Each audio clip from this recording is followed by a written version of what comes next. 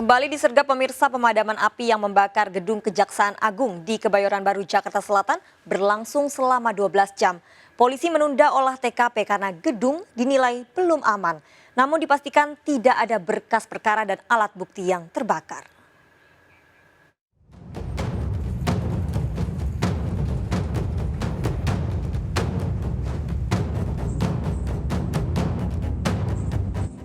Video amatir merekam kebakaran yang melanda kompleks gedung Kejaksaan Agung di Kebayoran Baru, Jakarta Selatan.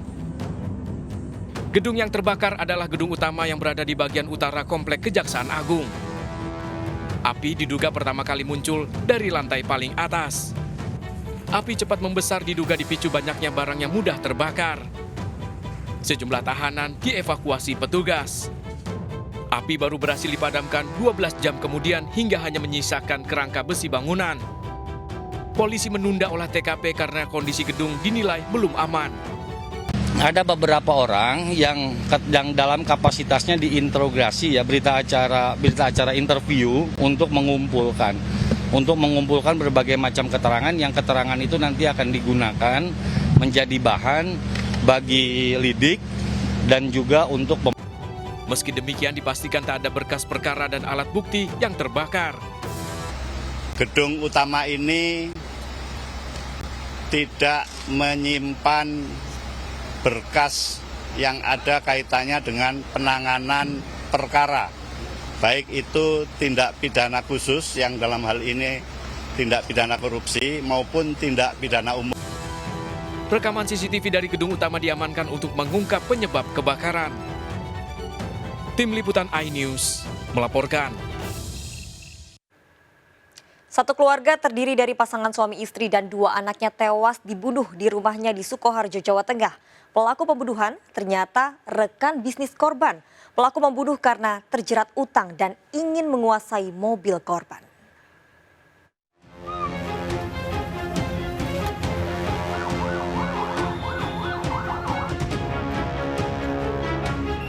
Pembunuhan satu keluarga Suranto menggemparkan warga desa Duet, Kecamatan Baki, Sukoharjo, Jawa Tengah.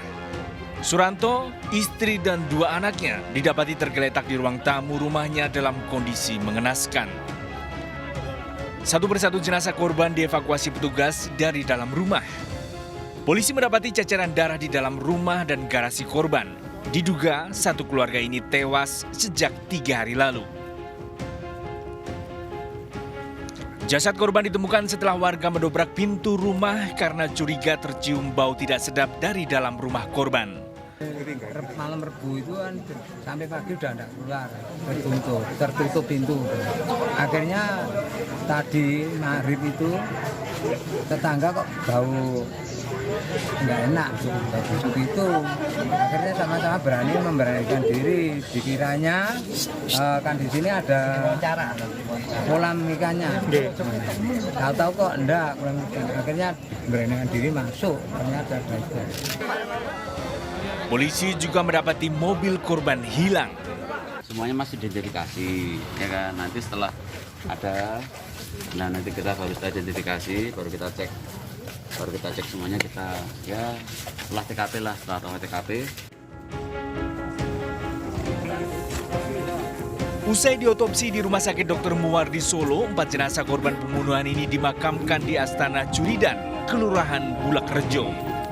Duka menyelimuti saat 4 jenazah korban dimakamkan di satu liang lahat.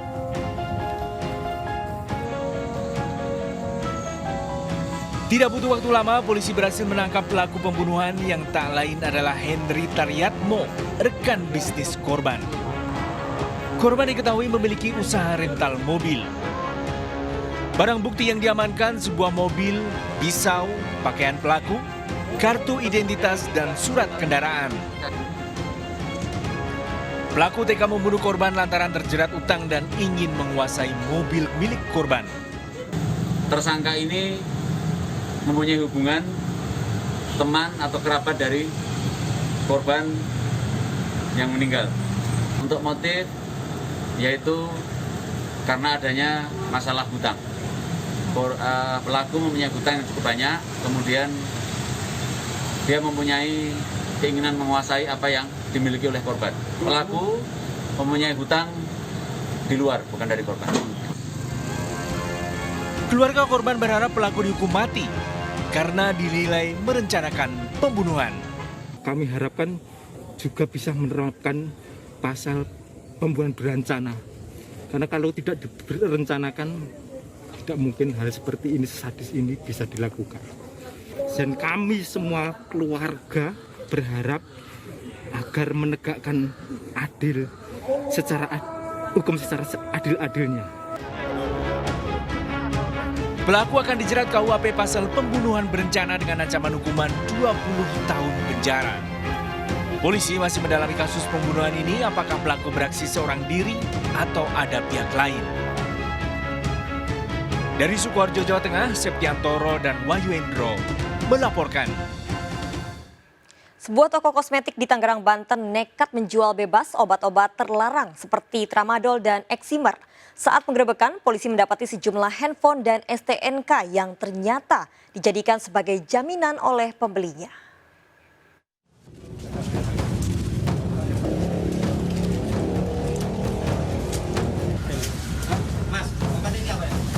Namanya? Eksimer. Nah, eksimer. Ada izinnya nggak? Untuk apa eksimer itu? Kita juga nggak tahu, kita cuma doang. Itu, coba ambil, bawa sini. Ambil.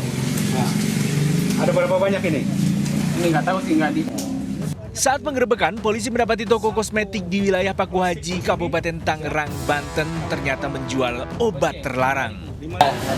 Uang penjualannya kamu taruh di sini. 4, nah itu uang penjualan ya.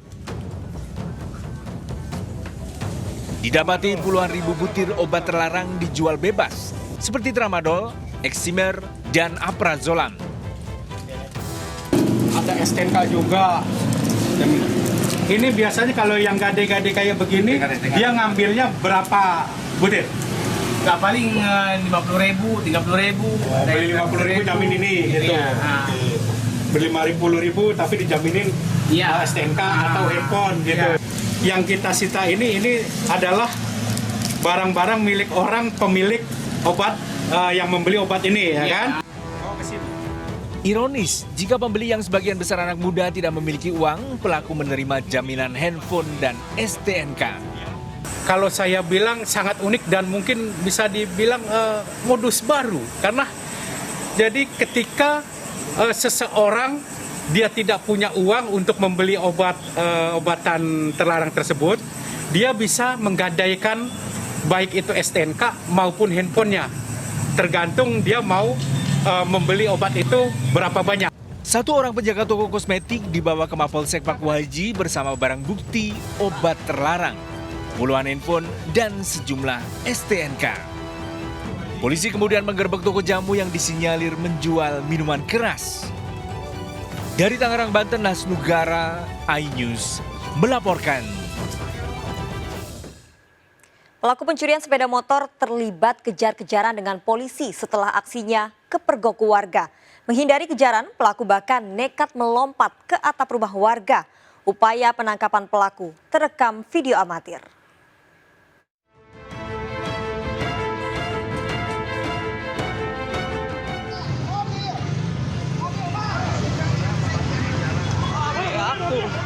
Aksi kejar-kejaran mewarnai penangkapan seorang pelaku pencuri sepeda motor di Jalan Cimanuk, Garut, Jawa Barat. Pelaku beraksi di rumah korban daerah Bandung, Jawa Barat dan membawa kabur sepeda motor menuju Garut. Petugas langsung mengejar dan membuntuti korban. Namun saat akan ditangkap, pelaku sempat menghindari kejaran petugas dengan melompat ke atap rumah warga. Kendaraan yang diduga hasil kejahatan tersebut terpantau memasuki wilayah hukum Kabupaten Garut. Selanjutnya kita melakukan penyekatan maupun pembuntutan kendaraan tersebut dan dilaksanakan pengamanan. Pelaku ditahan Polres Garut. Dari Garut, Jawa Barat, Solihin, iNews melaporkan.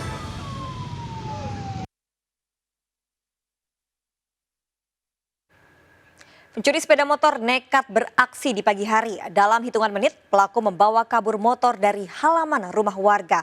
Agar tidak terdengar pemilik rumah, pelaku mendorong motor hingga ke jalan raya.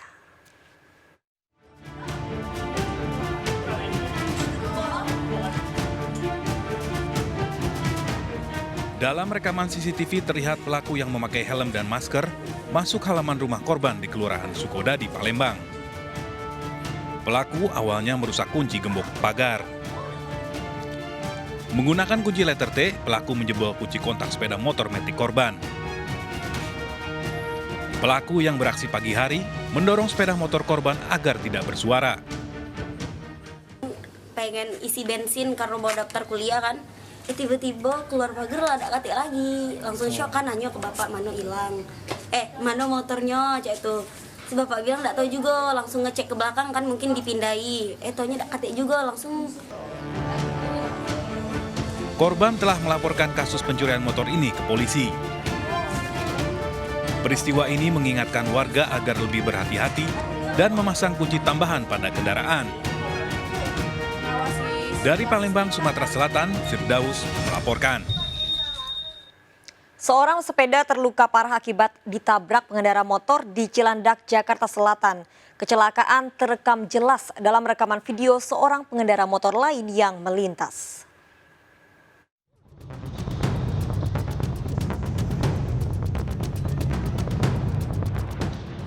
Dalam video amatir terlihat seorang pengendara sepeda terjatuh setelah ditabrak dari belakang oleh pengendara motor di Jalan TB Simatupang, Cilandak, Jakarta Selatan. Seorang wanita panik berupaya menyelamatkan korban yang tergeletak di jalan raya. Kencangnya benturan membuat pengendara sepeda terluka parah. Sementara pengendara motor juga mengalami luka. Ada sepeda yang ketabrak entah pakai motor atau mobil, tapi sepedanya itu rusak, belakangnya itu rusak. Itu waktu udah kejadian begitu, ada keluarganya datang, katanya ada tas merahnya hilang. Kedua korban dilarikan ke Rumah Sakit Fatmawati tak jauh dari lokasi kejadian. Dari Jakarta, Helmi Sangjambati melaporkan. Aksi komplotan pencuri kotak amal di sebuah musola di Pondok Pinang, Jakarta Selatan terekam CCTV. 3 pencuri datang ke musola mengendarai mobil. Dalam hitungan menit, pelaku menggotong kotak amal ke dalam mobil.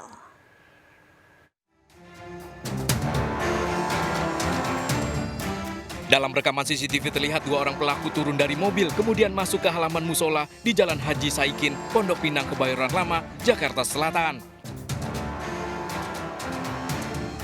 Dalam hitungan menit, kedua pelaku menggotong kotak amal, memasukkannya ke dalam mobil, dan kemudian langsung kabur. Pelaku beraksi saat situasi di lokasi sepi. Pelaku diduga berjumlah 4 orang. Amal yang di luar ditangkap sama pencuri. Itu pencurinya berapa nih, Pak? Yang terlihat di CCTV itu ada 3 orang, mungkin kalau sama supir berarti 4 orang. Polisi masih menyelidiki pelaku pencurian kotak amal ini. Dari Jakarta, Helmi Sangjambati melaporkan.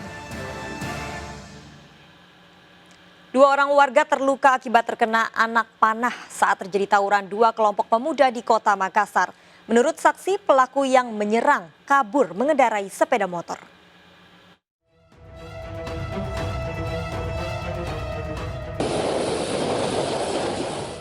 Mendapat laporan adanya aksi tawuran, aparat kepolisian dari tim Thunder Polda Sulawesi Selatan bersenjata lengkap langsung memburu para pelaku yang terjadi di Jalan Galangan Kapal, Kecamatan Talo, Kota Makassar. Petugas langsung melakukan pengejaran terhadap sejumlah pemuda pelaku tawuran hingga ke dalam gang kecil. Dari penyisiran diamankan seorang remaja di bawah umur yang bukan warga setempat. Saat diperiksa, remaja ini mengaku tidak ikut tawuran, hanya melihat kemudian kabur saat mengetahui kedatangan polisi. Akibat tawuran ini, 2 orang warga menjadi korban terkena anak panah. Keduanya menyebut diserang pelaku yang kabur menggunakan motor. Dari lokasi, petugas mengamankan 1 unit motor diduga milik pelaku yang dirusak warga. Kami menemukan sekelompok pemuda yang melakukan tawuran dan sempat memblokade jalan untuk menutup arus.